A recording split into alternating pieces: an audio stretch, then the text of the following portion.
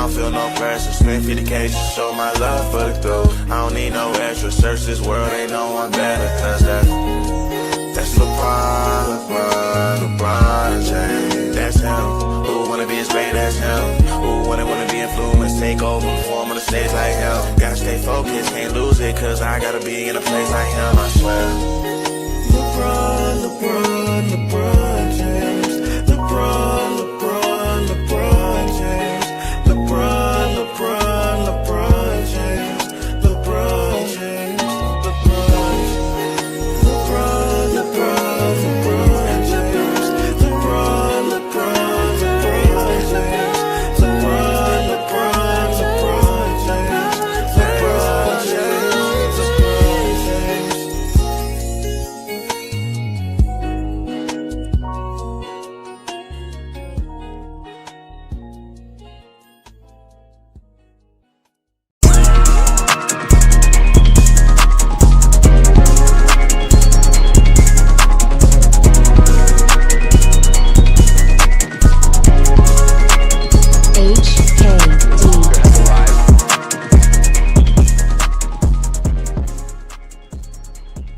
First of all, Ernest, I would like to start off by giving a shout out to FYF Sports Debates Podcast. I really love that podcast. I really do.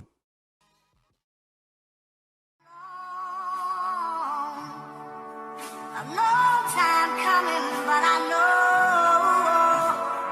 a change gonna come. Oh, yes it will. Beat money. It's on. A long time coming, but I know a change gonna Beat money. Oh, yes it will. It's on.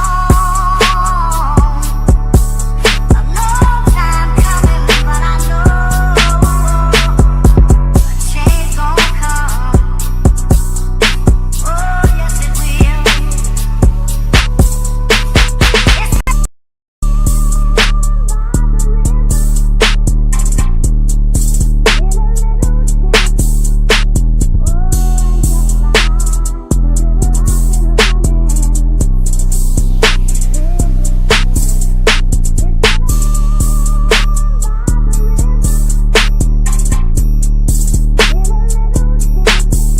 Beat money.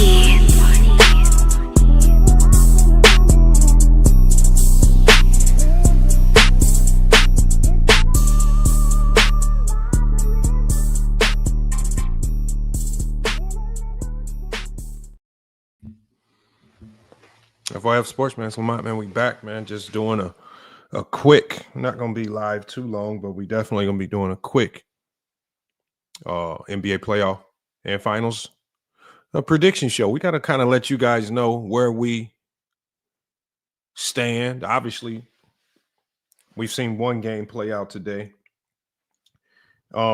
Surprised me. Milwaukee Bucks lose to the Indiana Pacers.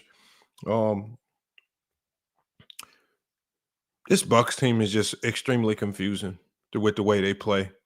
Not particularly sure how that series is going to play out, but to give up this game one, lose by almost 20 points, curious to see how this series plays out. I was surprised to see that Damian Lillard didn't play. He was in street clothes, even though he was cleared to play.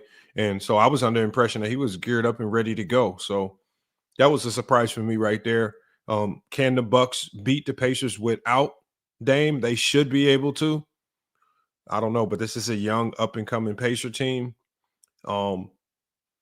Again, they've had some playoff battles over the last couple of years. Not necessarily as much playoff experience as some of these other teams, but they've shown over the years that they will put up a significant fight. They're not going to go out easy. We've seen them put the Celtics, even teams like the Celtics, through some crazy battles. So that should be a good series. We'll start to see how things start to shape up. We're going to be going through everything. We're going to be going through all of the playoff matchups, what we think, and just kind of how we predict each series, the ebb and flow of each series to go, who wins it, and then ultimately who progresses to the NBA Finals. So we're going to be pulling up our NBA pick'em bracket.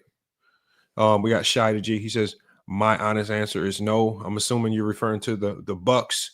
We got Wal Mazan. He says, I think Dame may get a chip with the Bucks. That's tough right there, man. I don't know if he can get a chip.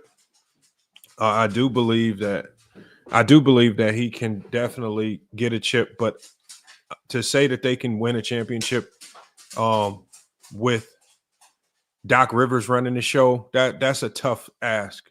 Can they make a run? Maybe. Can they win a chip? I don't know. But I again, even though they lost this game 1, I wouldn't say I'm completely giving up on the Pacers yet. And leftover take, that's a good take. He said the Pacers aren't that young. Turner is 29, Pascal is 31, and Pascal more specifically has that playoff experience. He has an NBA championship. He's been deep in playoff battles. He's been to those game 7s. So, I mean, if anybody on that team will need to step up and be the leader to kind of help propel them through a series like this, is going to be Pascal Siakam. So, we'll go through the box scores of that game as we progress through this right here. But again, you guys, appreciate everybody pulling up. We're only going to be live for like an hour and a half or so. Nothing too crazy today. I think my main goal is to just, now that our season is ended, just get way, way, way more consistent with giving y'all some type of content on a daily basis, whether it's a recap of the games, predictions, projections, hot takes, whatever it is, reactions. We're going to start trying to pump out this content. And before we even get started, let me pull up this other channel because I want to make sure you guys get this. And I didn't do it on the last stream. I want to make sure you guys sub up to FYF Sports Clips. On that channel over there, we do have the super chat feature activated. So I would love for you guys to go over there. If you did want to super chat and you wanted me to address any particular topic head on and kind of stop the presses, you can go over, and we always stream live on both channels. I know FYF Sports, the main channel, is obviously the more popular one. But we don't have the monetization turned on over here, but it is turned on over on FYF Sports Clips. If you super chat over there, it all pop up on the screen here. We'll be able to share it. Everyone will see it. And then we can address your questions or concerns first. And I'm going to put that in the chat for you guys so you can see it.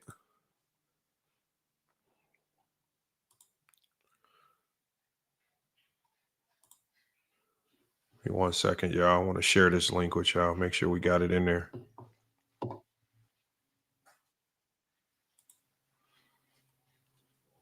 Well, let me put it over on FYF Sports. And while we set this up, make sure you guys in the chat start let me know, what are y'all projections? What are y'all predictions for this first round? Obviously, we got the Clippers. We got the Nuggets going right now. Clippers are up 35-27. And, you know, this Clipper team, I think this Clipper team has been supremely underrated. I think a lot of people are judging them based off of the injury history of the past and some of the upsets that they faced in the past.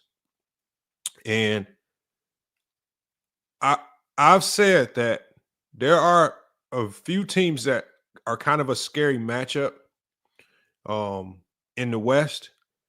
And whenever you walk into a series and you got two superstar, potentially all-star, like, well, not superstar, but definitely high-level all-star caliber players, especially in the backcourt, you're in for a very tough series. And we'll kind of see how that plays out. Not particularly sure how that's going to play out, but it can make for some interesting basketball. All right, I'm having trouble pulling this up. We got J Mac in the chat. J Mac says Harden just broke Bron's ankles, hit a buzzer beater with a clean crossover. Yeah, Harden's a problem, man. You know, as much as for everything that people want to say about Harden and all the disrespect that he gets on his career and some of the things that they say about him choking and things of that nature, Harden is a complete problem. These are the prophets. Says Clippers are a dark horse. I kind of have to agree, man. I think they're a dark horse to get to the NBA Finals. I mean, that is not a hot take. And would I be surprised if they get to the finals? I would say no. If Kawhi Leonard can stay healthy and doesn't have one of those magical mystery knee injuries that put him out for the entire playoffs, he's a problem when he's healthy and playing. I mean, and James Harden is as well.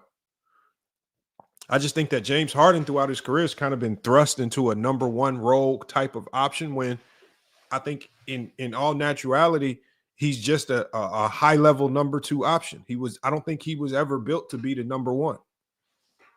He's always had his best runs when he's been kind of the secondary guy where he can, you know, and not the main guy.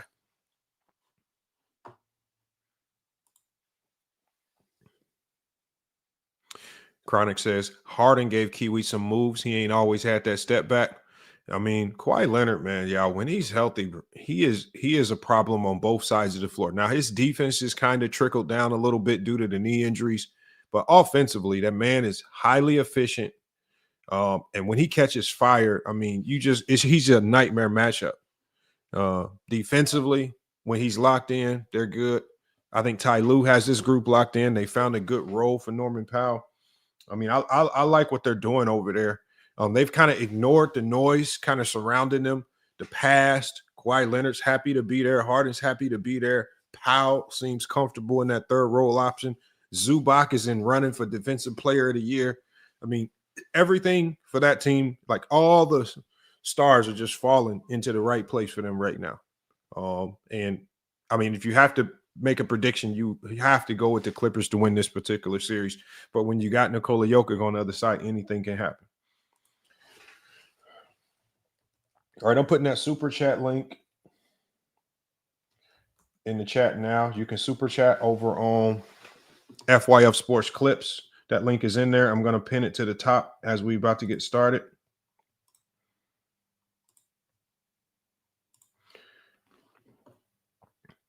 And there we are right there. So if you want, the super chats are going to be right there. We are also live streaming on Twitch as well. Salute to everybody watching on Twitch. I see it's only 21 of you guys over there, but again, we are trying to grow on Twitch. Not sure if we're going to expand into the gaming or anything like that. We'll probably just stick to basketball take, but man, some of these other platforms, now that we're monetized on Twitch as well, we want to start evolving those platforms. Discord, Twitch, X, a lot of these platforms we're going to really start to dive into. All right, let me get these notes up. Let's get our playoff bracket up.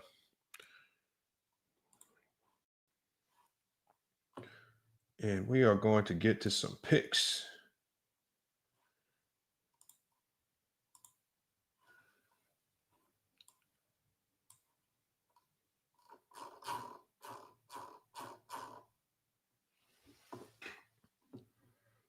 All right, hold on. Let me share my screen so you guys can see this.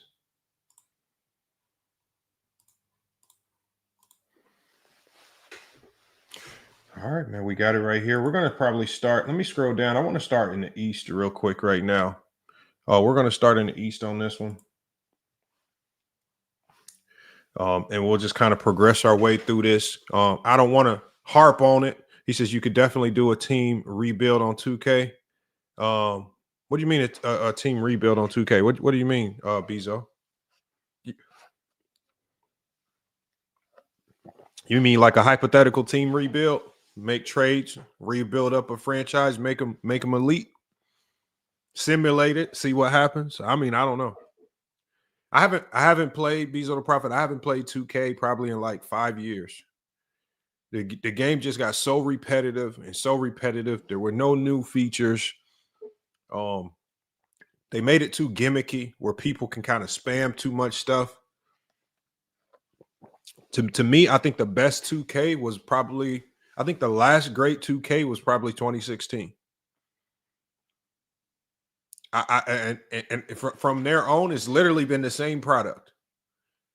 That's really what it's been. Graphics look a little bit better every year. I just don't know what they're really adding. I mean, they're adding all this other stuff, the playgrounds and all that. Like 2K to me was elite when when you could just hop on and you just playing games on an NBA court, you and your homie going right back and forth at it. Select the team, put it on Hall of Fame, get after it. Everybody doing this park stuff and playground, all that stuff, and buying packs and all this stuff, man. It never used to be all that. I truly wish that they bring back, and some of y'all might remember this, college 2K. If some of y'all remember the college 2K game before they ended it because the players was complaining about getting paid, the college basketball game, the last one, I think the last good one was with Greg Oden on the front. Was it Greg Oden? I can't remember. It could have been a couple after that. I can't remember though, but the college 2K game was crazy. That was the best game.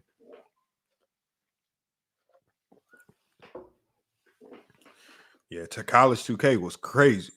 The way you recruit players. Yeah, it was that game. I hope that they bring that back. And then you had the crowd meter. Like, I mean, when you in the gym, you had the crowd meter rocking, screen and start shaking. I mean, all types of crazy stuff going on with the college game. The college game was elite. I can't lie there. All right, we're gonna do a deep dive on this.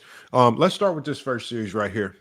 We got the Cleveland Cavaliers and the Miami Heat. And so one thing we want to consider, y'all, as we progress through this, because it's not just gonna be me, trying to do this bracket challenge, doing these predictions that we're gonna lock in. I want you guys to have a little bit of insight as well.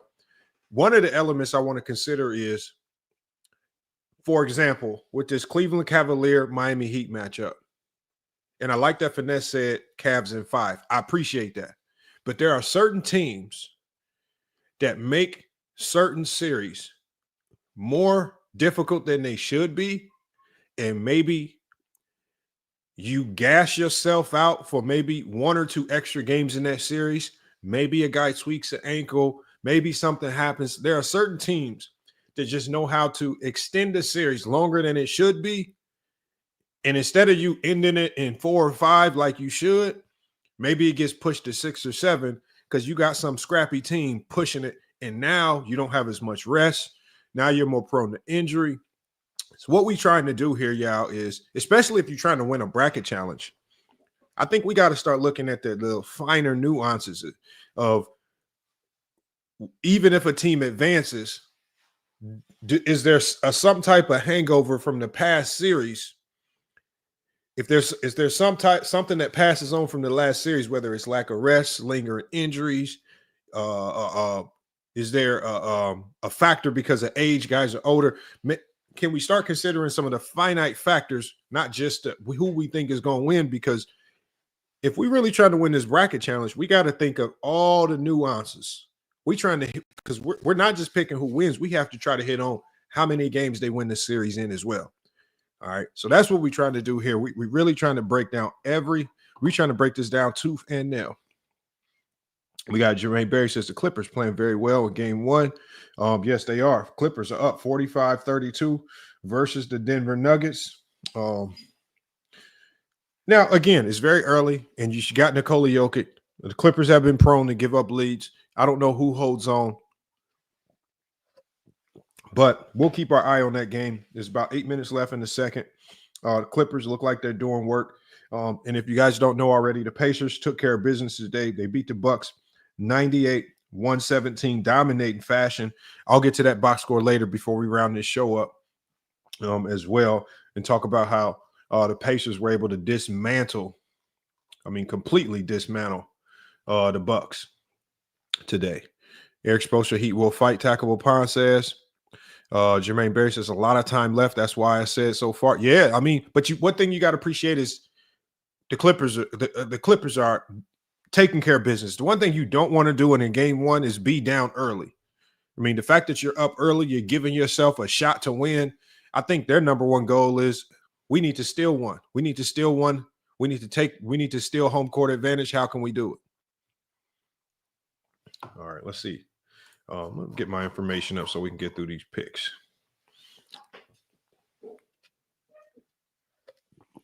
So we're talking about this Cavs and Heat series. As you can see here, based on the data, 98% of people are obviously picking the Cavs. Now, I'm not even going to play around with this. Kitty Atkinson, who I believe is the coach of the year. Garland, I think Garland should be getting consideration for most improved player of the year, even though he won't get it. But I think he should get some type of consideration there based on how he's upped his level of play, not necessarily by number, but by just kind of change his style of play, doing the smaller things that lead that trend towards winning basketball. Salute to Goat James Kingdom as well. And Goat James Kingdom, if you want to come up, feel free to come up as well. We trying to get through these playoff matchups. We got Jermaine Berry says Dame and Halliburton have words. I love it. I know Jermaine Berry, but Jermaine Berry, if you let the critics tell it, all these guys are buddy, and there is no beefs and rivalries. But see, the problem, like I've always said, Jermaine Berry, the problem is that the media don't push the beefs and the rivalries. They're not going to sell that. You know, when Reggie Miller was in the Garden choking his neck to Spike Lee, that was on the front page of every newspaper in America. They made sure the world knew about the beef. They instigated the beef. And they made sure Spike Lee came back to the next game. They made sure he was sitting courtside right there to antagonize Reggie for the next game.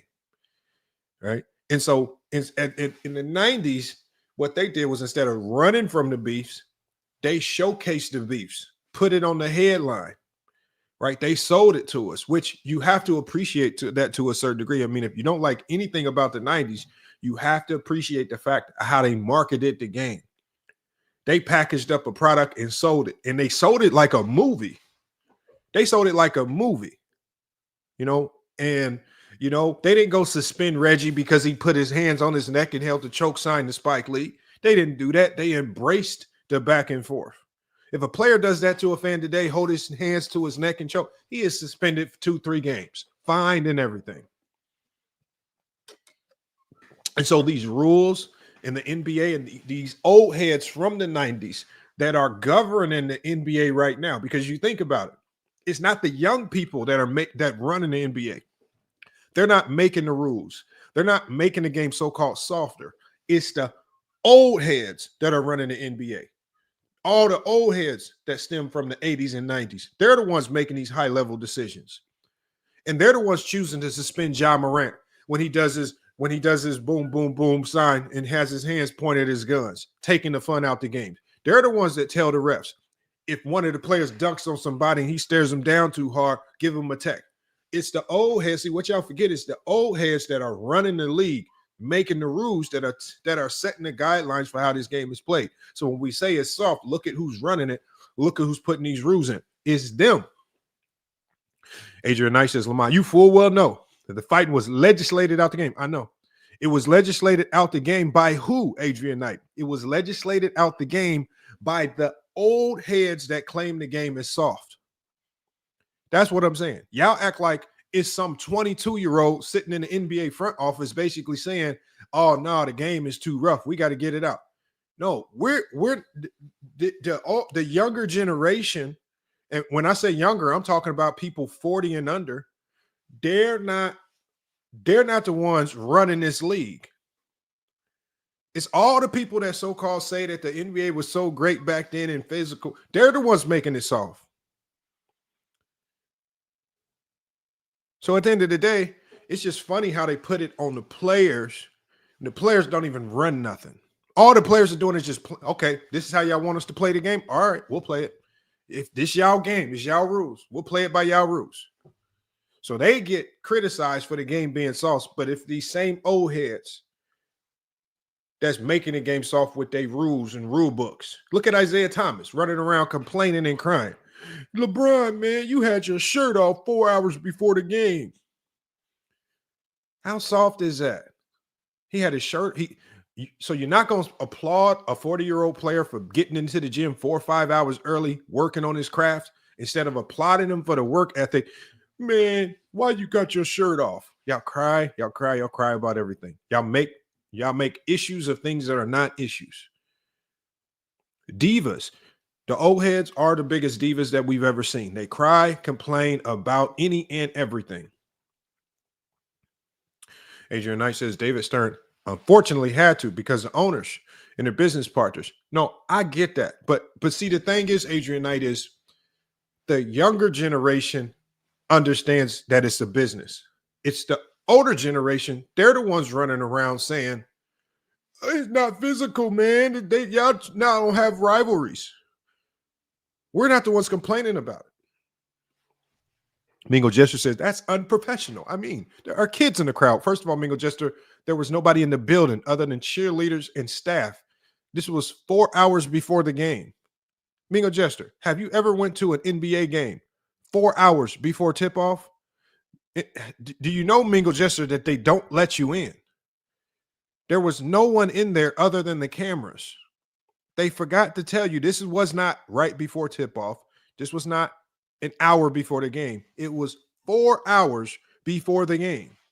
There is, Mingo Jester, no one goes to an NBA game 4 hours before tip-off. That is just made up right there. Salute to Double E in the chat. Salute to Mingo Jester as well. Thank you. And yeah, thank you. And when I went to the YMCA and hoop, people had their shirts off all the time. All of a sudden, taking your shirt off now is unprofessional when you play a professional sport?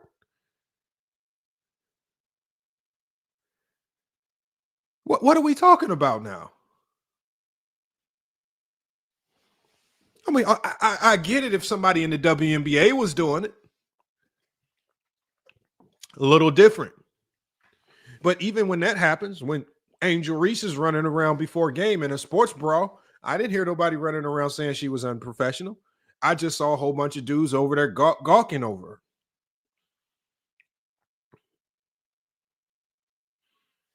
That's all it is. It's just old heads looking for something to cry and complain about.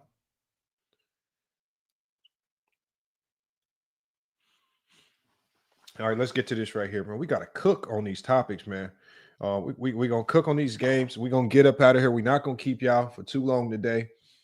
First round matchup, we got the Cleveland Cavaliers, Miami Heat. Cleveland Cavaliers, let's talk about them. GJK said Angel Reese is fine, though. Yeah, I give you that. Not too people, not too many. Isaiah Thomas probably not going to do too much complaining if she do it. Baron Davis got a tech for lifting his finger after that AK dunk. I know. And that was one of the funnest Golden State Warrior teams to watch. They take the fun out the league, and it's the old heads that are doing it.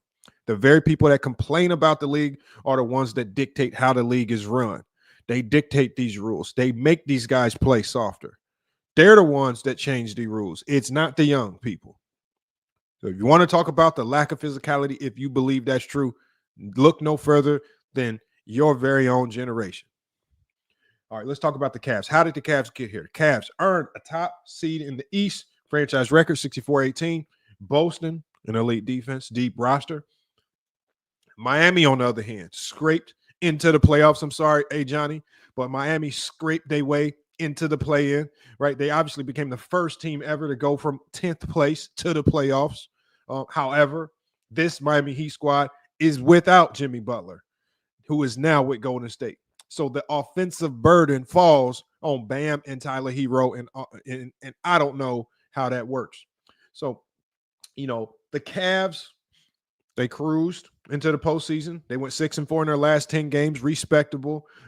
They rested their starters once they clinched the number one seed. The Heat struggled, 37-45 overall, but they won 2 do-or-die games in the play-in to show that they still have fight.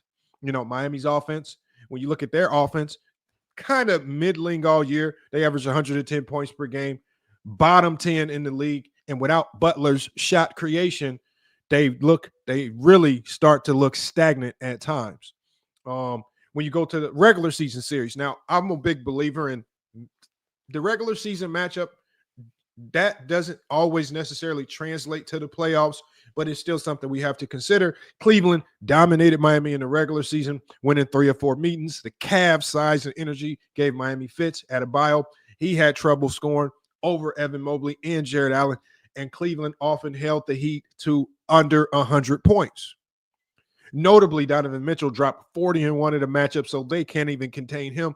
This showcases a firepower gap. And so when we look at key stats, obviously Cleveland +9 in point differential in the regular season, indicative of just kind of a two-way dominance. Miami, by contrast, had a negative 0.4 differential and the worst record, 37-45 of any playoff team. The Heat's half-court offense ranked bottom 5 in efficiency, and that's post-All-Star break because obviously they were a different team after the trade, whereas Cleveland's half-court defense is elite.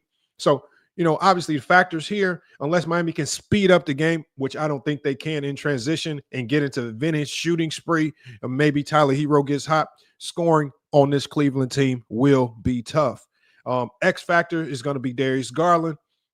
My prediction, Cleveland's depth and defense should carry the day. The Heat deserve credit, obviously, for a great play-in run. But, as CBS also stated, Jimmy Butler ain't walking through that door to save them this time. It's over with. There ain't no Jimmy Butler to save you this time. There is no Jimmy Butler that's going to turn into Superman, put on a cape, and bail you out of a series. All right. I think Pat Riley, one of his biggest mistakes was pissing Jimmy Butler off, allowing him to walk through that door, and you replace him with one of the softest characters we've ever seen in Andrew Wiggins. I expect the Cavs to win this in 5 games with Miami's pride netting them 1 home win. I think they're good enough to get 1 home win. Spoelstra's teams rarely get swept. He's only been swept once in 33 playoff series. And Cleveland advances after a relatively drama-free series, beating the worst playoff team in the NBA. And so as we go here, we're selecting the Cavs. We're winning in 5. And so we have the Cavs advancing in the Eastern Conference right here. Next, the next series we want to go to, we're going to talk about the Boston Celtics, Orlando Magic. Boston 61-21, defending NBA champions, looked every bit of a powerhouse team, top 5 in both offensive and defensive efficiency. Orlando surprised me this year. I thought they would be far better than a 500 team. They finished the season 41-41, did deal with some injuries to their stars, but it looks like everybody's back healthy now. But that was a surprise in the Southeast Division. And they clinched the 7th seed by dominating Atlanta in the play-in. When we talk about matchups, this is your typical go James Kingdom. He says Lamont don't know what he's talking about. That's why hey, look, man, I apologize that your Miami Heat had to catch a little fire, but at the end of the day, they are the worst team in the playoffs right now. No matter how you slice it, by the numbers, by the record, they just don't look that good right now. I'm not like T Perfect. I did at least give them a game. Spoelstra ain't getting swept. And there's a very slim chance they could maybe steal 2. But it ain't no Jimmy Butler. If Jimmy Butler was there, I would be having a different conversation. No Jimmy Butler is over with. But we talk about the Boston Celtics right now and the Orlando Magic. I think this is a tactical classic. It's like your classic Goliath versus David matchup. Boston, under Joe Mazzulla, they play fast. They shoot a ton of threes. They average 48.2 3-pointers per game. Orlando's defense, which is led by Franz Wagner and Paolo Banchero, is good at guarding the arc. They run teams off the 3-point line well. That will be the key in this particular battle. If Orlando could contest Boston's barrage of threes, they might be able to keep some of these games close. Can they, though? If Orlando can contest Boston's barrage of threes, they can keep the games close. I think some of the questions are going to be sophomore star Paolo Banchero. He'll be seeing double teams, right? He'll be seeing some double teams from some really good defensive players. How does he react to that? And Orlando, they are dealing with some injuries, like, for example, with Jalen Suggs, all right, with him being hurt. How do they manipulate and manage that as well? So we talk about the X factors. Obviously, we know who the Boston Celtics are. I think Orlando, they're the biggest question mark here. But if I have to get to my prediction, Orlando is kind of a feel-good story with their young core, defending like crazy, especially late in the year. But this is a mismatch, especially on paper. Boston's playoff experience, their star power, this should all overwhelm Orlando. It will definitely overwhelm them.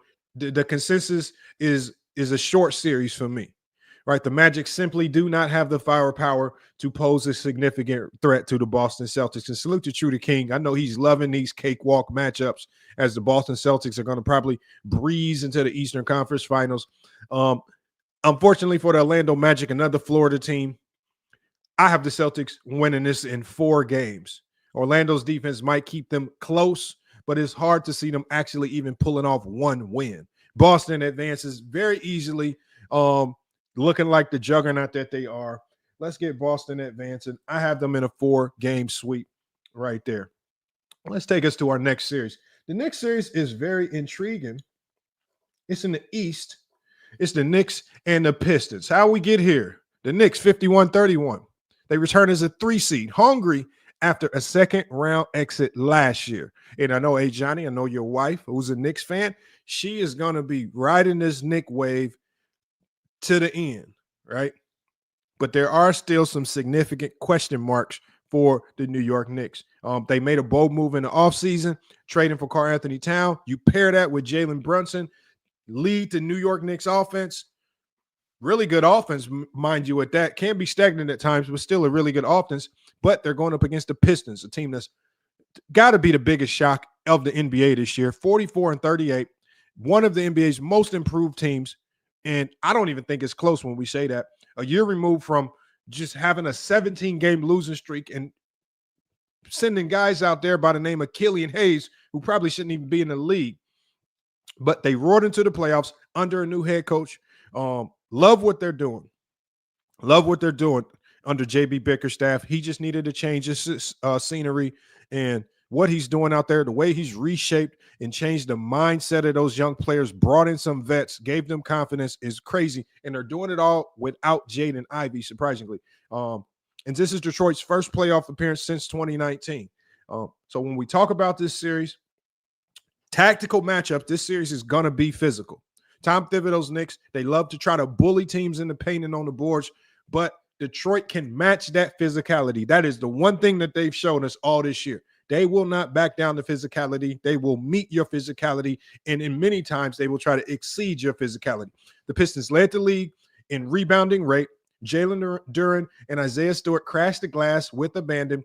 The New York might actually counter by going small and more skilled, playing Towns at center with shooters around them to pull Detroit's bigs away from the rim. Towns will be the focal point in this series. I think the biggest question will be, can Detroit's front court handle his inside-out scoring?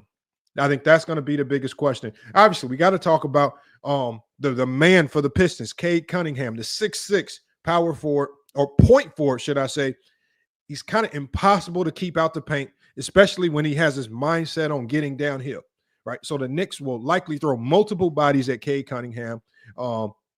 Expect Josh Hart and other players on that team to take turns pressing up on him, making life hell for him throughout this series. We'll just kind of have to see how it plays out as the series progresses. Some of the key stats in this series, the Knicks, 4th-ranked offense, 117 offensive rating. Will that have any factor into this particular series, which is going to be physical and defensive laden? When I get to my prediction for this series, this series has significant upset potential, y'all. If y'all haven't been watching the Detroit Pistons, this series has serious upset potential. There are several experts that call it a sneaky dangerous series for New York. Detroit's youth and inexperience, when we're talking about Cade, Asar, Duran, they're all kind of debuting in the playoffs, could lead to a lot of mistakes. But they genuinely, when you talk about matchups, they genuinely do match up well. In the end, I think you have to lean on the Knicks' experience and superior shot makers to survive in a close one. Brunson is a proven playoff performer. I remember his 2022 run in Dallas, and now paired with Towns, who is eager to shed past playoff disappointments. man, it may go the distance. It may go the distance, but I think what I'm going to do is I'm going to go with the Knicks in 6 games. That's going to be my pick in a back and forth series. New York is just they have more reliable secondary options.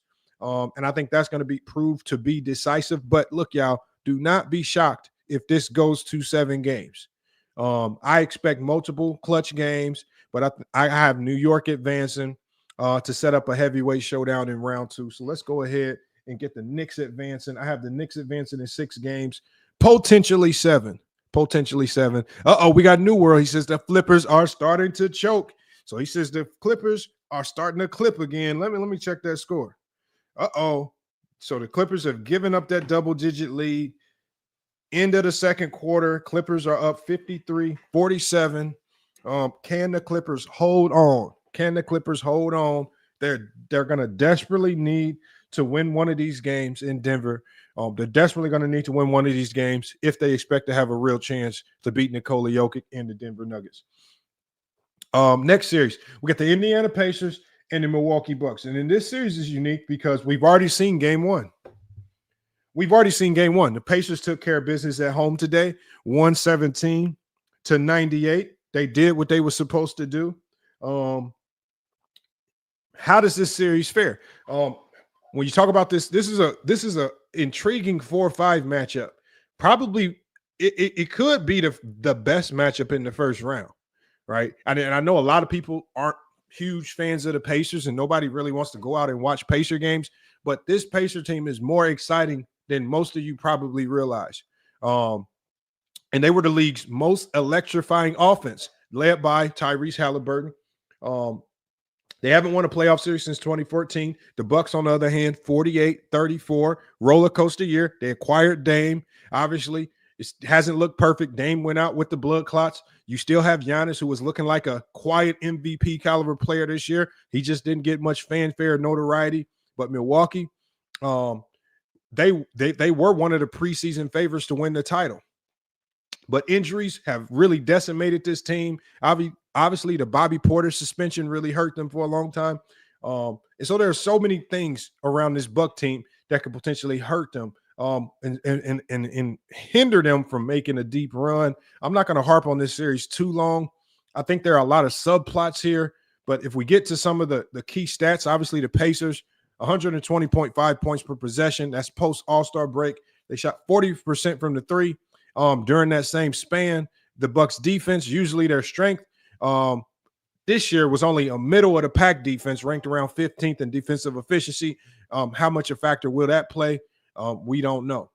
But my prediction for this series is, again, this series is widely viewed as a potential upset. In fact, many people have picked Indiana, right? Noting that with or without Lillard, Milwaukee just doesn't have the personnel to slow Indiana down, right? The Pacers' speed, the youth, the cohesion versus the Bucks that's had turnover is for many, it's a recipe of kind of disaster.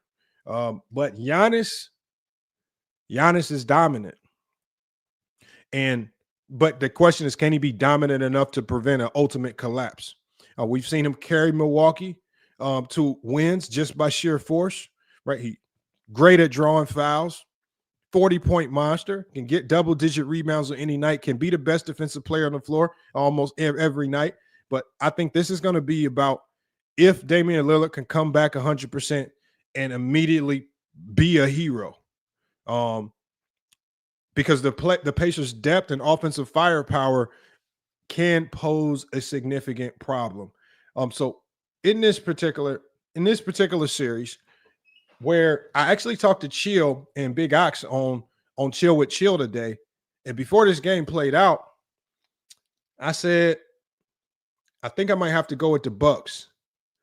But then now that I see that not Giannis, but Dame isn't even fully healthy, he's in street clothes today, and now they're already at a disadvantage. They're down 0-1. It's looking nasty, man. It's looking nasty. But I'm going to have to go with the hometown team, man. I got to go with the Indiana Pacers in 7 games. I'm taking the Pacers in 7 games to win that series. And there we go right there. And so we got some other series going on that we're going to address as well. And I'm just gonna run through these. I'm gonna try to get through these as quickly as possible. I'm not gonna harp on a lot of them for too long because I know we got to end this show pretty soon here. But when you look at some of these series, and let me pull up my chart here because I want to make sure I got my predictions locked in and concise. And I want to drop the link and bring a few of you guys up as well. He said Halliburton turns up in the playoffs. Wouldn't be surprised if they win. I mean, obviously they showed today that they not playing around. They came to play. They came to play today. So I mean, you have to take that into some type of consideration.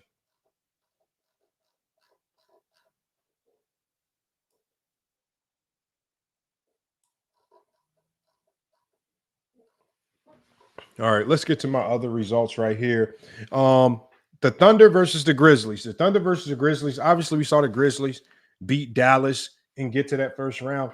Now, the funny thing is I thought Dallas with Anthony Davis and Klay Thompson would have posed a bigger threat to OKC than the Grizzlies. The Grizzlies, Zach Edey, the big man, is good. I don't know if he has enough experience. Desmond Bane seems like he's taken a step back and just isn't the same type of shot maker that he was in years past. Ja is still dealing with an ankle injury. I don't know if he's 100% healthy. I just have to go with OKC in this particular series. There's just too many things stacked against the Grizzlies right now. They fired their coach. They have no chemistry, no cohesion. I mean, I just watched a game where they couldn't even get the ball bounded, and they had a 5-second count at the end of the game. Just too many issues, too many problems. Don't really see the Grizzlies being a significant threat to the Thunder. I got the Thunder winning this in 5 games. When we go to the Nuggets and the Clippers, I think the biggest question is going to be with Denver undergoing, again, another team that fired their coach, one of the dumbest decisions that I've ever seen in basketball history. And just as a side note, if all the people listening, right, who have all of these, y'all have all of these problems with players switching teams and doing what they want to do. And all these people that put winning and losing on all of the best players, I want y'all to keep in mind some of the moves that organizations will make that can derail a player's entire career. And when you going into the playoffs, you decide to fire your head coach and your team is sitting in the 4th spot in the Western Conference and you fire your head coach right before the playoffs, how can we put 100 if the Denver Nuggets fold in this first round series, which I believe they will do, how can I honestly put any onus on Nikola Jokic for not winning this first round series when the Denver Nuggets, this organization, fired the GM and fired the head coach right before the playoffs start?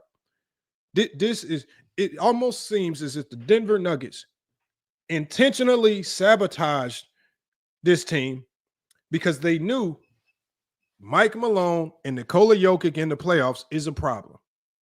So I think they wanted to fire Mike Malone, but the reason why they could never fire Mike Malone is because he always exceeds expectations in the playoffs.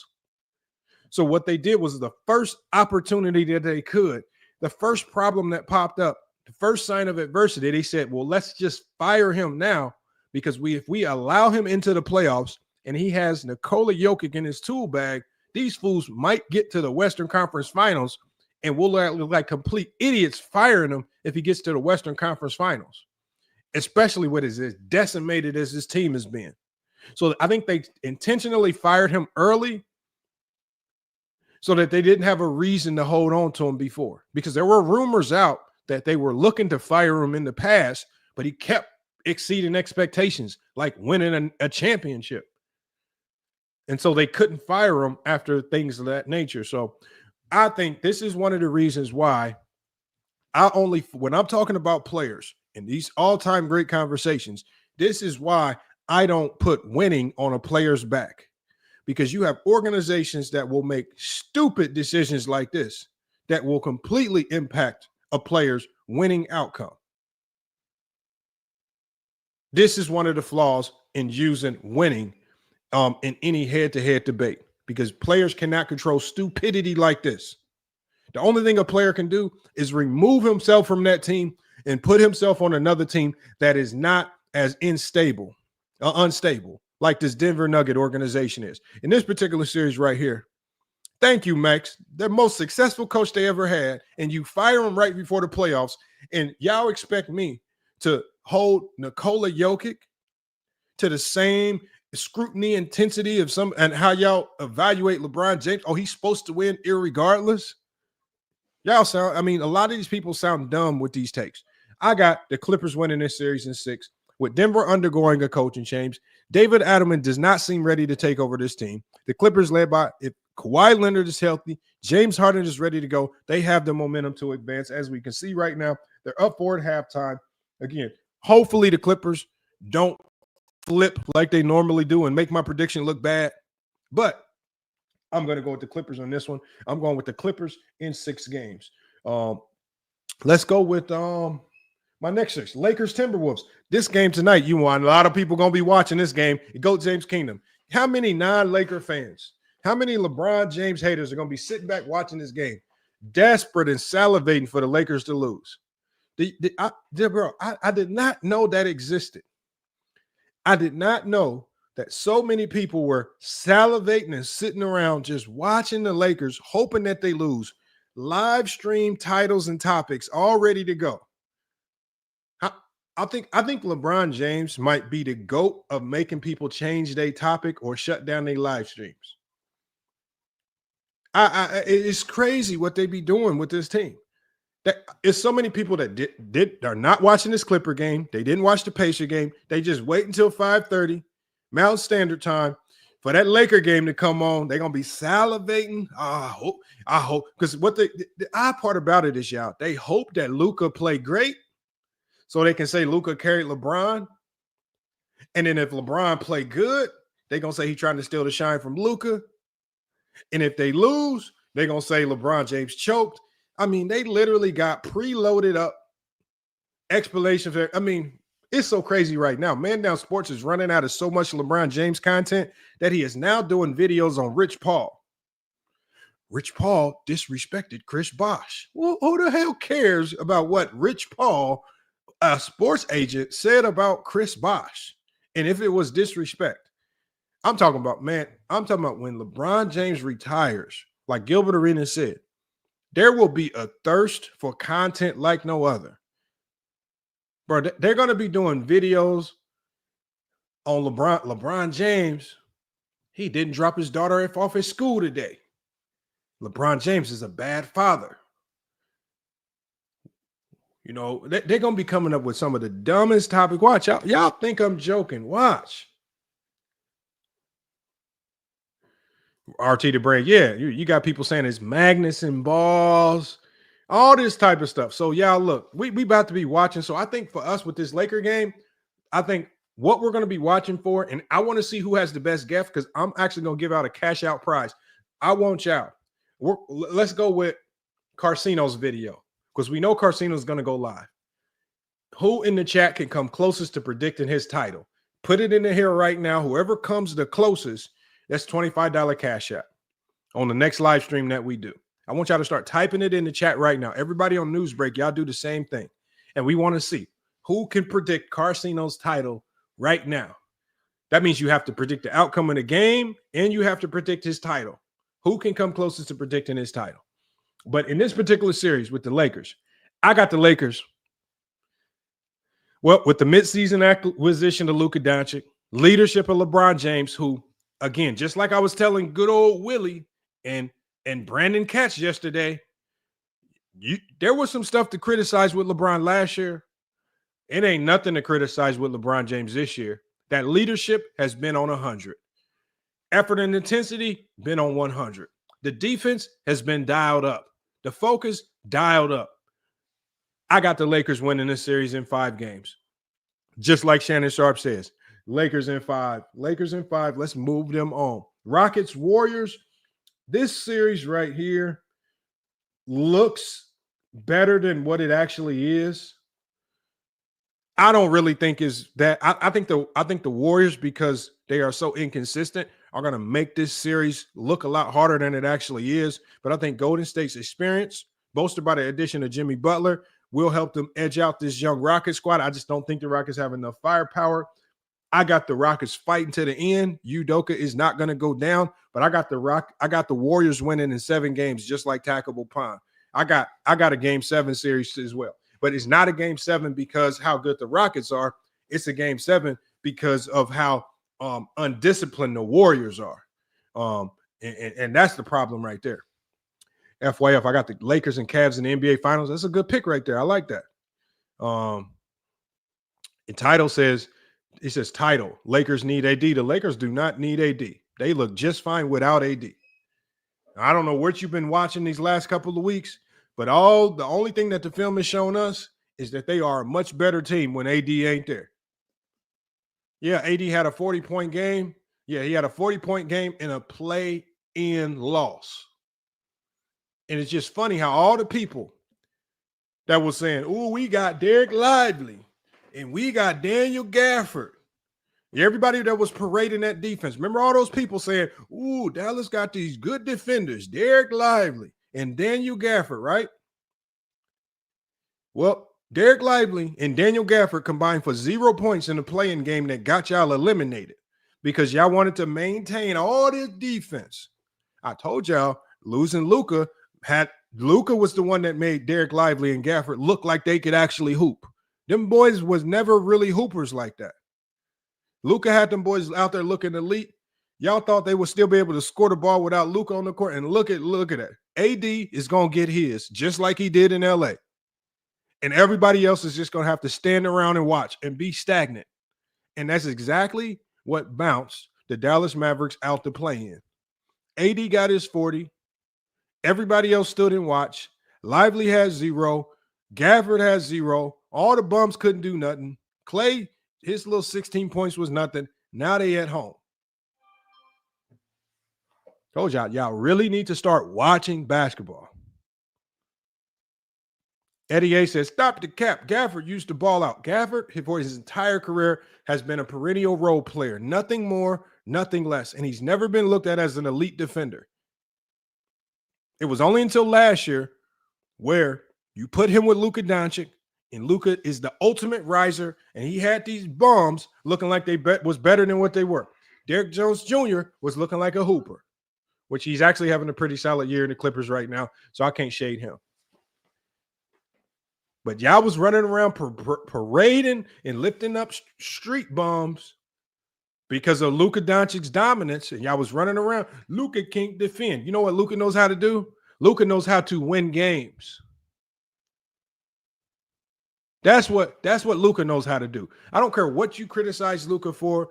Luka knows how to figure out and win games. And now that you put him with you've put 2 of the highest IQ players combined on one team, they about to fuck shit up. Sorry, that's just about what's happening right there. Let's keep going with these predictions because we got about 25 more minutes, so we got to shut this one down.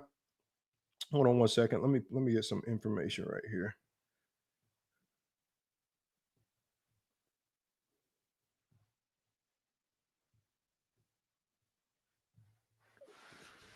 All right, let's get it right here. Dontra says, so everybody's putting their titles in. Okay, I'm glad y'all putting title in front of it.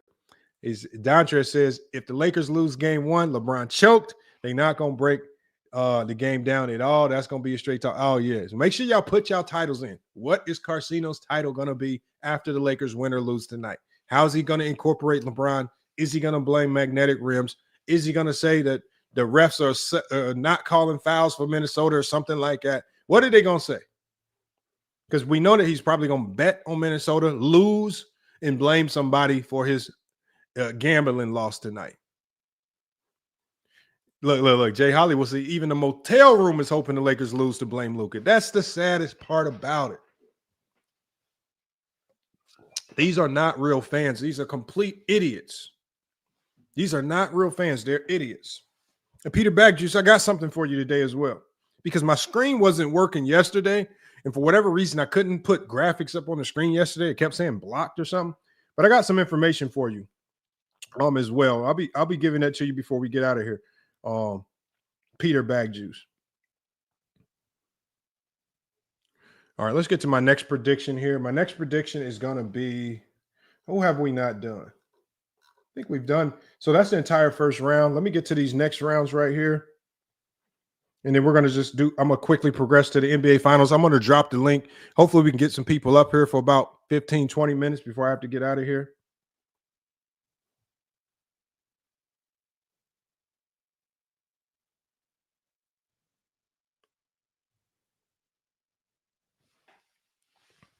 And then we're going to cook on something.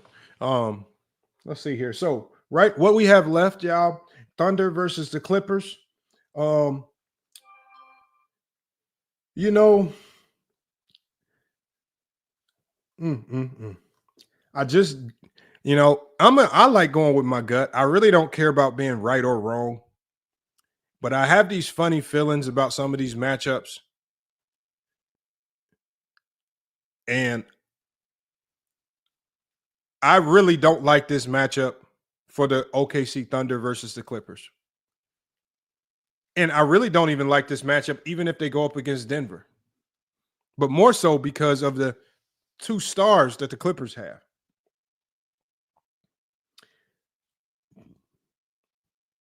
Surprisingly, I'm going to take the Clippers to beat the OKC Thunder in 7 games. We'll get to why later on the next stream, where I have time to really break stuff down. I got the Lakers and the Warriors. Lakers and the Warriors. Max said, don't hate on my Thunder. I'm not hating on the Thunder. They're just, youth just does not beat experience in the playoffs. That's just a provable fact. Lakers and Warriors. I think the Warriors just one of the best. They one of the teams that match up best with the Lakers. I still have the Lakers edging this out, but I have the Warriors pushing this to 7 games. Cavs, Pacers. I like the Cavs in this matchup. Defense in the playoffs typically beats out great offense. I think this series is probably going to be the easiest second round matchup that we see. I have the Cavs beating the Pacers in 5 games. Knicks, Celtics. I think their run ends here. I think they can make this interesting, but I just don't see them having the firepower to close out games to beat the Boston Celtics. I'm going to have the Boston Celtics advancing to play the Cavaliers in 6. Now we have the Lakers and the Clippers in the Western Conference Finals. Again, another team that poses significant matchup issues for the Lakers, but the combination of Luka and LeBron, I just think is going to be too much. I have the Lakers advancing to the NBA Finals in 6 games. We have the Cavs and we have the Celtics. This particular series is tough. It is tough. It's a tough one to call. But it's just hard for me to ignore all of the firepower that Boston has. And when I look at it, and especially how good this team is when Kristaps Porzingis is playing and healthy, it's just hard to say that they will get beat. I got the Celtics winning in 6 games. And exactly what the NBA needed, a complete retool. They did a hell of a job post the trade deadline to boost up the ratings. They killed it, pushing the right storylines, trade talk. Outside of the Stephen A. debacle with LeBron James, basketball talk was really peaked at an all-time high. Got to give the media credit for kind of flip this thing around a little bit. And I think the NBA gods are going to bless us with another Lakers versus Boston NBA Finals. And I don't know what I'm going to think on this. I'm going to do a little bit more research on this matchup, and I will make my prediction on this later on the next live stream because I cannot make it on the fly. So in the meantime, what I'm going to do is I'm going to drop the link so that we can get you guys up here to cook. Again, we only have about 20 minutes to cook, but I definitely want as many of you guys to get up here and cook. Let me know your thoughts about this playoff series, how you think it's going to pan out. Hold on, let me get this link up here. Oh, here we go. There we go.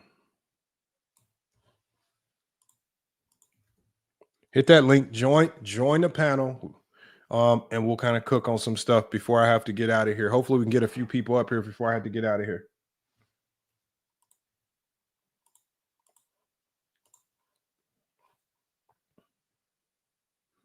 Ghost says,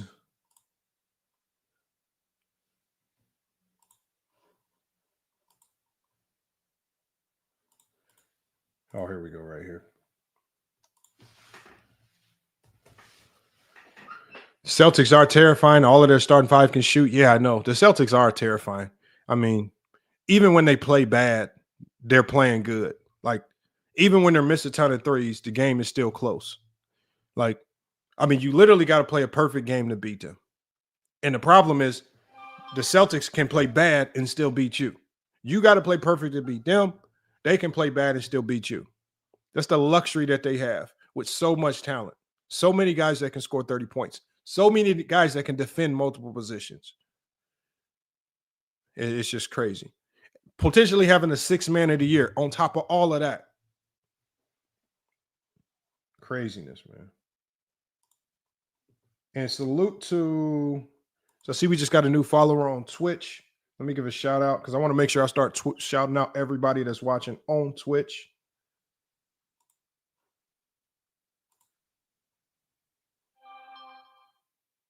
Hold on one second.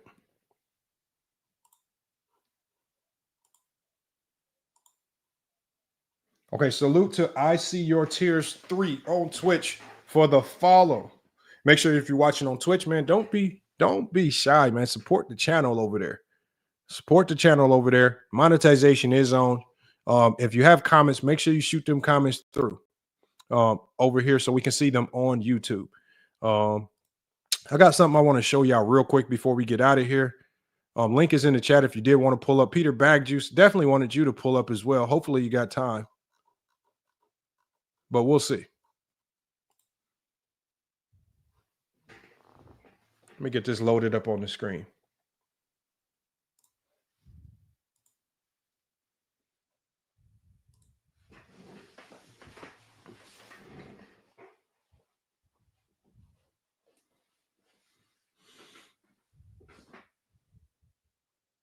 Okay, yeah, we got it ready. Salute to T Killer in the chat. He says, I don't think Orlando got the offense to beat Boston. They don't. They definitely don't. Tackable says the Celtics are the best overall team in the NBA. Yes, they are the best overall team in the NBA. Obviously, they didn't capture first in the East, but again, I'm not a huge believer in that particularly meaning anything. But I do think both Cleveland and Boston should get to the Eastern Conference Finals unless there's some type of massive upset that happens right there. So look, the GOAT James Kingdom pulling up real quick. I wish Peter Bagjuice would have pulled up GOAT James Kingdom, man. I had some information for him. He was tripping last night, boy. Peter was on one last night, boy. Peter was crazy last night.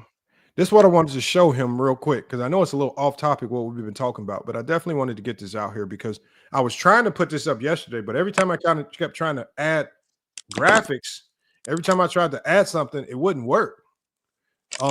Because I had this right here that I wanted to show everybody. And I really wanted to show Mars this because Mars had a very unique definition of matchup difficulty. Well, let's start with this. As you remember yesterday, Go James Kingdom, Mars said, I said that Mars said matchup difficulty, which is an analytic on B-Ball Index by itself. Mars said, I meant to say guarded by matchup difficulty, which is also another metric on B-Ball Index. And the definition of that metric that Mars gave you was completely different from its actual definition. Here's the definition. Guarded, remember, this is on Google. And the reason why I showed this in this format right here is because I want everybody to know that you can literally type this in Google yourself. And Google, if you see these little logos above the image, those logos above that image basically tell you where they're sourcing the information from. Those logos are 3 sources from Basketball Index. And because Basketball Index is behind a paywall, much harder to get access to this information, Google was able to capture it. It specifically says, guarded by matchup difficulty is a B-ball index metric that assesses the challenge a defender faces based on the offensive players that they are assigned to guard. It provides a contextualized view of defensive performance, going beyond basic statistics to evaluate how effectively a player is guarding difficult opponents. And it goes further, and it also further explains that the only difference between guarded by matchup difficulty and matchup difficulty is the impact analytic that they use. So in matchup difficulty, as we showed yesterday, it uses something called defensive PIP as its impact metric. Guarded by matchup difficulty uses a defensive metric called LeBron as its primary impact metric. And they both analyze 2 different things. While matchup difficulty focuses on the volume, but guarded by matchup difficulty focuses on the, as you can see here, the quality of that potential player defending you. And that's why you get 2 different percentile numbers with both of them, but they are both defensive metrics, not meant for anything on the offensive side of the basketball. So no matter how you slice it, whether you use matchup difficulty or even guarded by matchup difficulty, it was still a lie. It's still a defensive stat. It's still a defensive stat. Still a defensive stat, and it was not meant to be used to talk about how many people guard an offensive player. It's about it's the reverse. It's about it analyzes defensive performance. Has nothing to do with offense. And so that's what I wanted to show people. Obviously, if you want to get more information on this, it's something that is very easy that anybody can do on your own, which is what I was telling people in the comments. Just do your own research. Don't trust me. Don't trust Mars. Just type it into Google yourself and read it. And because, again, the deflections and say, oh, I meant to say this and that, and you use that. One of the reasons why you use shadowy metrics is because you hope that people can't go find and understand what those shadowy metrics are, because there's really no purpose in using an analytic like this that's not commonly known well enough to have any value to anybody listening in any debate. Or if you don't know about it, Lamont, they'll just say you're too stupid. You're not smart enough to talk basketball. That's why you don't know about it. That's what they'll do. And see, the best thing about me and you, Johnny, is there's so many people like Peter Bagjuice that when he saw this analytic, what's the first thing that Peter Bagjuice pretended to do? Oh, I know what that is. I understand it. What is the first thing me and you both did when we saw this, hey, Johnny? What the hell is that? I don't know what the hell. Yes, I'm not going to pretend as if I know something. I'm going to, go research and figure out what the hell it is. I'm not going to be afraid to say, I don't know what the hell that is. And lastly, you're not dumb if you don't know what these silly metrics are, right? And they can all be researched, all with the power of Google. You don't have to get behind a paywall. Google will fish out the information that you need from all the sites. Not only will they find that information for you, they will tell you where it's sourced from so that you can see it's sourced directly from B-Ball Index itself, and it will break down everything that you need. So I just compel people, just go look it up yourself, right? And when I call people liars, this is why I call them liars. This is why, because people will lie to you about anything and tell you any stat is something that is not, just to create a narrative. That's horrible, Lamont. The fact that he sat here and got upset that you called him out for this, right? You called him out. You said, basically, bro, nobody know what the hell you're talking about. Then you like you said, you called them a lie. Said you used it in a line. You were purposely disingenuous with this stat, and then on top of that, you got mad that you got caught on it. Mm-hmm.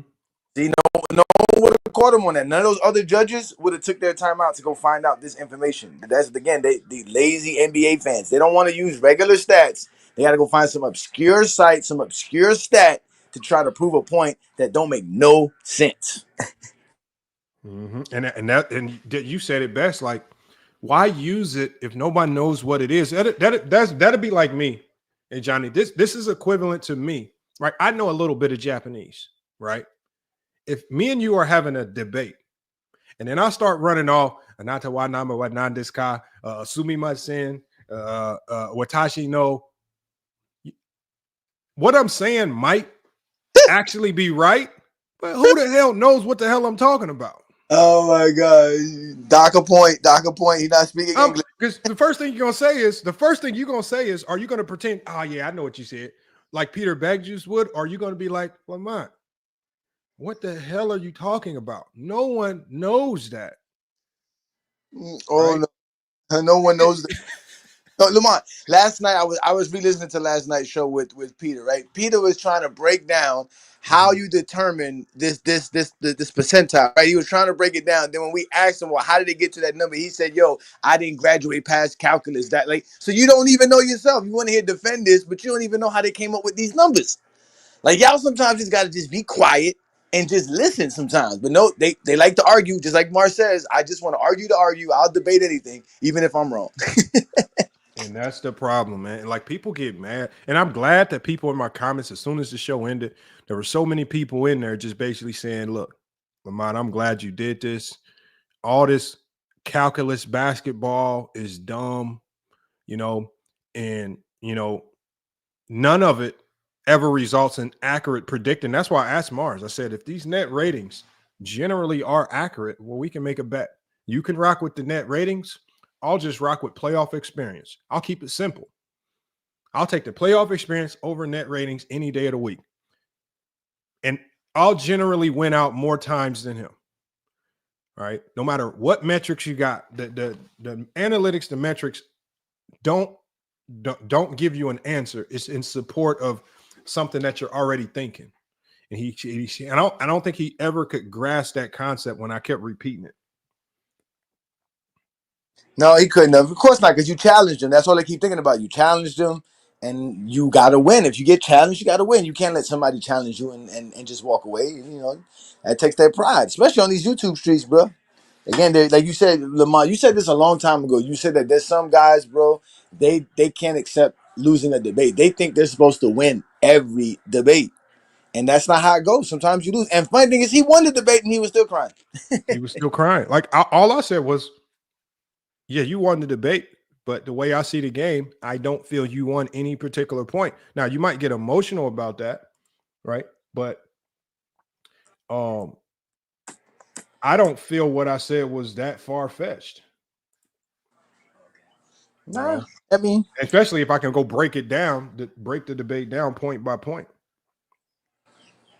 Yeah, I mean, I guess, like I said, man, I guess the idea that he just wanted to know who that judge was.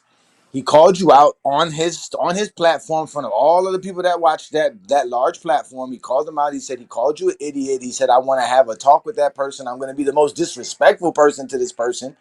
And you opened up your platform for him. So, and then, y'all were able to hash it out. So that's what it's all about, being a real basketball fan and being real men. You got to be able to get on that mic, stop being cowards, you Zesty Jeffries, and typing in the comments, hit that link, and settle your grievances that way. Shit.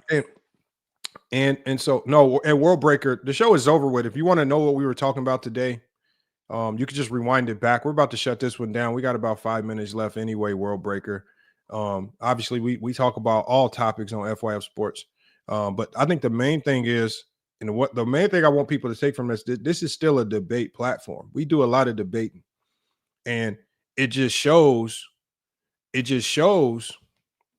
how people debate in a flawed manner.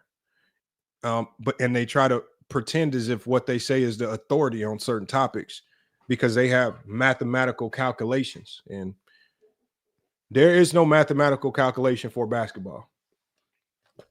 If me and Mars stepped on the basketball court right now, I don't care what type of numbers he had on me, net rating, rating, offensive rating.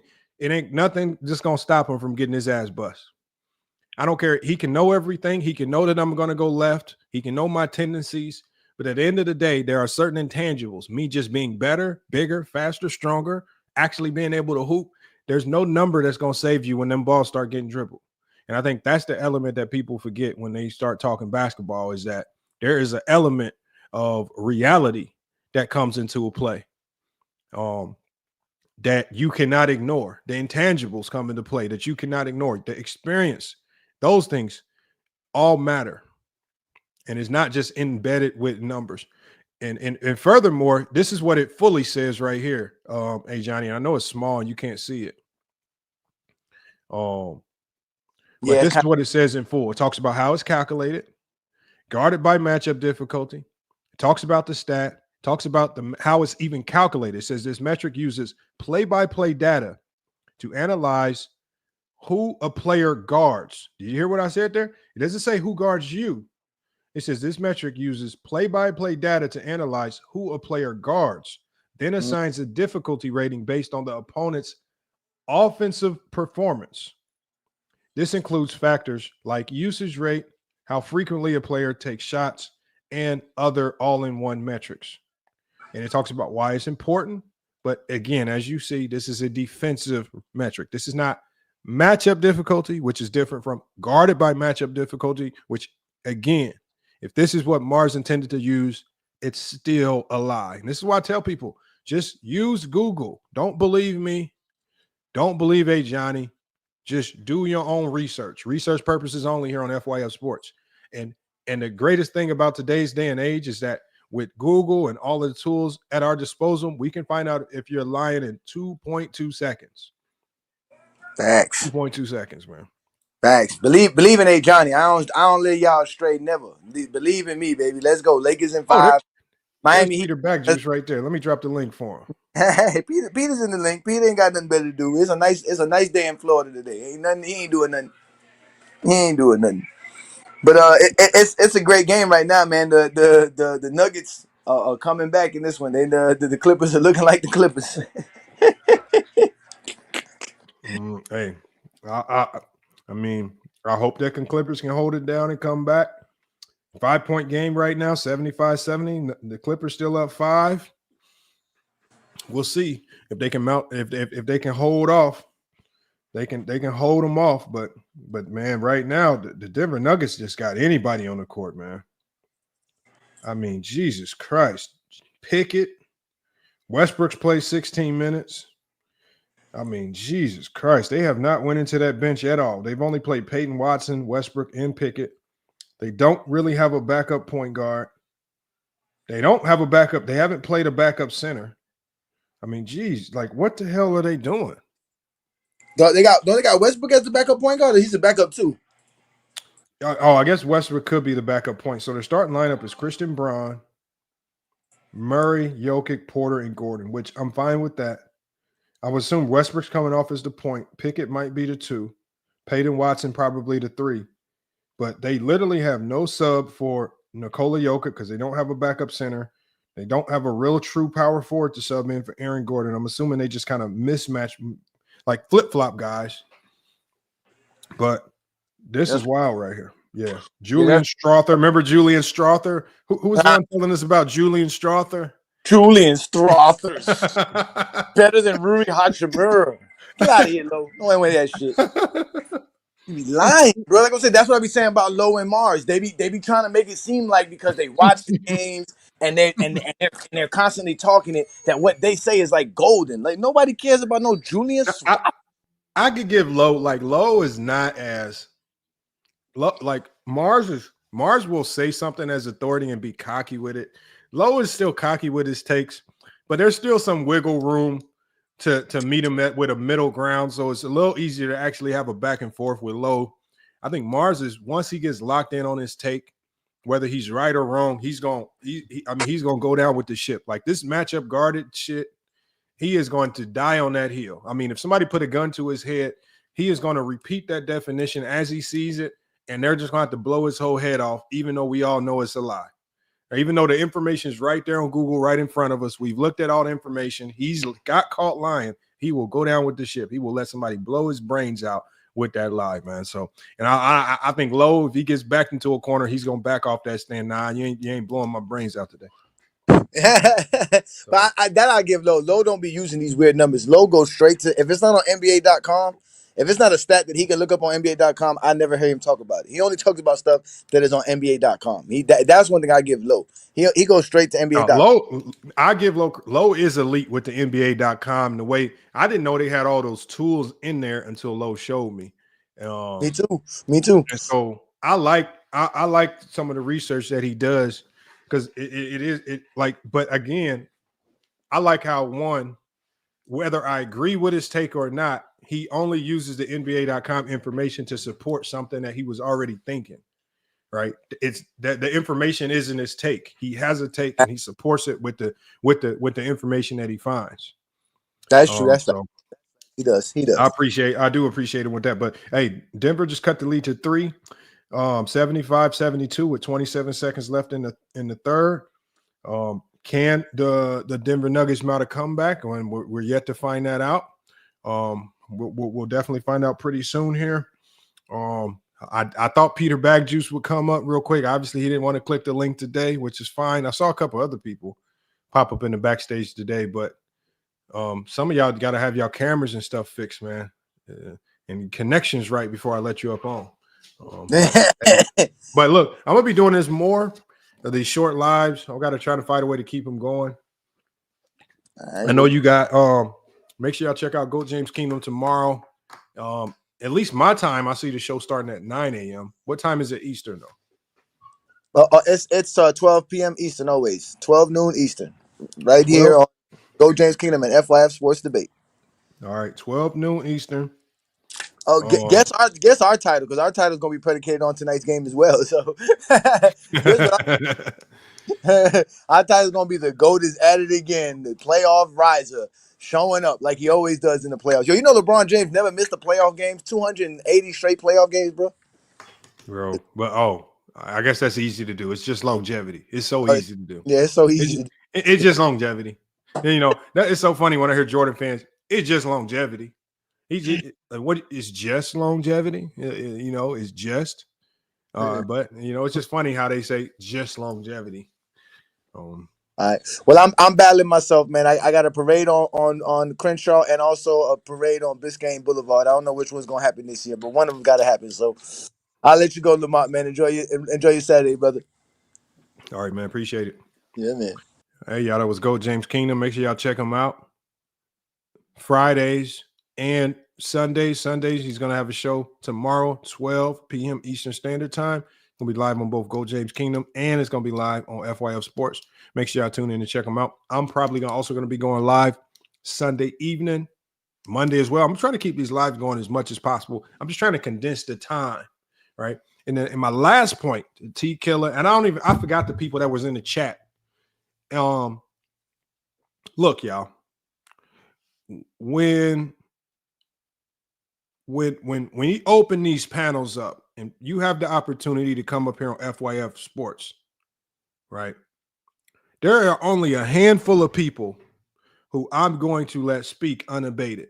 And those are going to be the true supporters, right? The true supporters are the people that you see on this stream, right? The One Cool P's, the Dexes, Khalil Burton, the True to Kings, the Ace 30s, the Hitman X's, the Tysons, the people that truly support the channel, that the people that have consistently donated to support the program.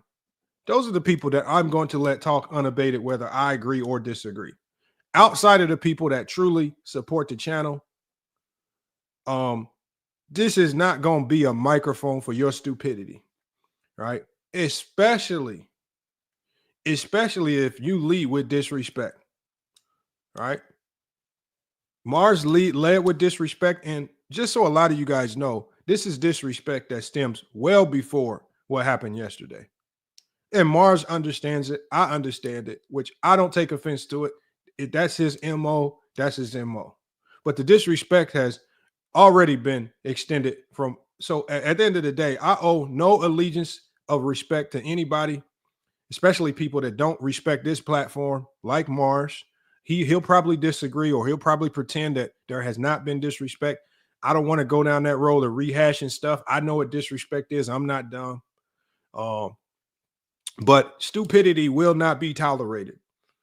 And there's only a handful of people that have done enough for this platform where they can come up here and speak without me interrupting. Goat James Kingdom, right, who always comes and streams. He's helping us out on the platforms. The True to Kings, all the OGs of the channel. Even Jared can come up here. Jared hasn't really donated, but Jared's one of the OGs. I mean, even a guy like Goat Mike, Goat James King, or Goat Mike can pull up.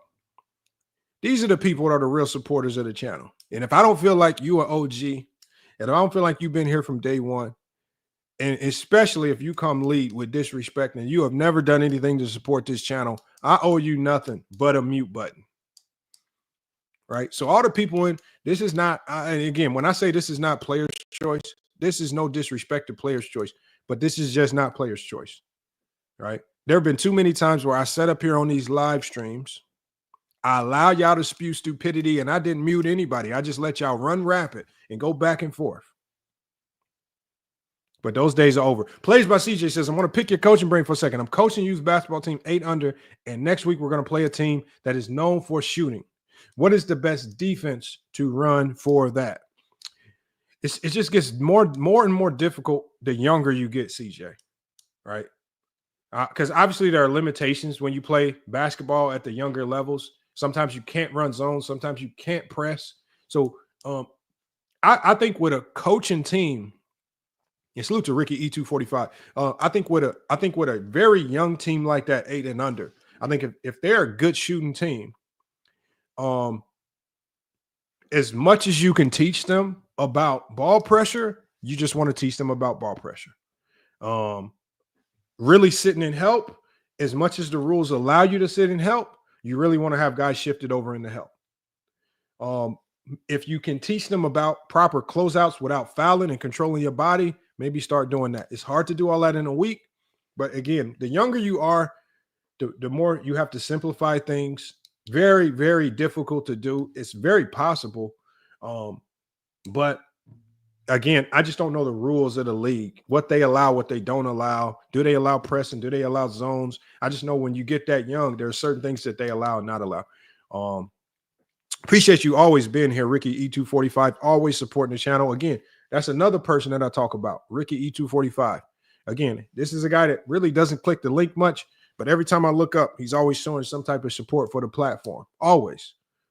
Cottage Boy, always showing support for the platform, right? Always in here moderating these streams. These are the people that I have an onus to respect. The real Daryl says the Celtics are going to repeat as champs. Very possible. I think they are the best team in basketball right now, and it's not even close. But sometimes it's just sometimes it's more than talent.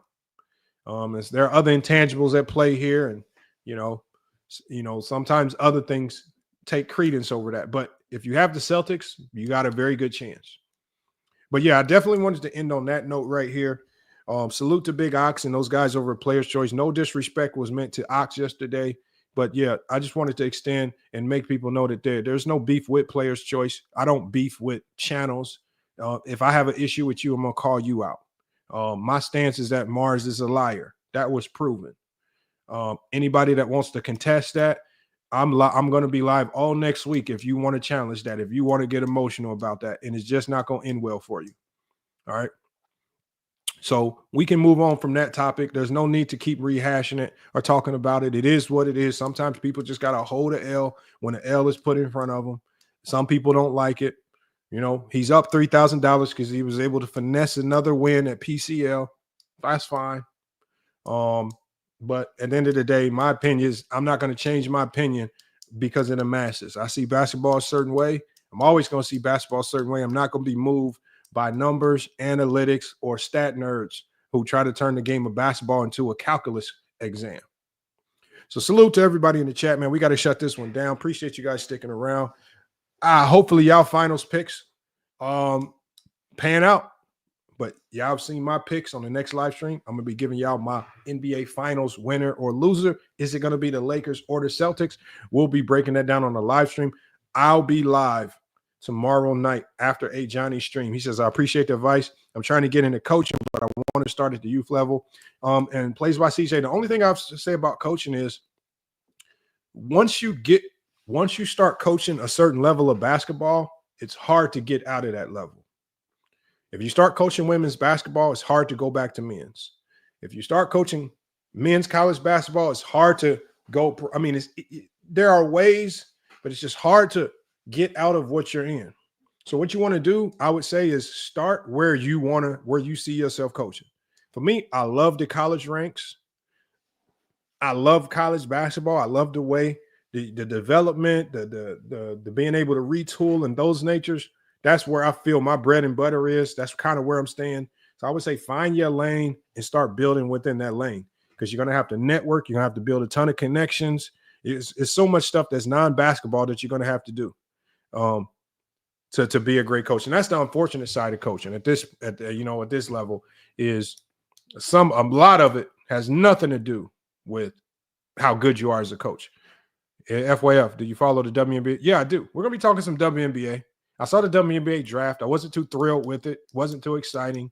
A lot of the girls are deciding to stay in college anyway because there's more money there. So we'll talk about it.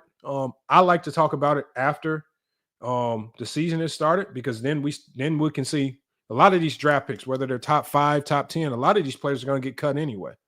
And that's the unfortunate reality of the WNBA draft. It means nothing.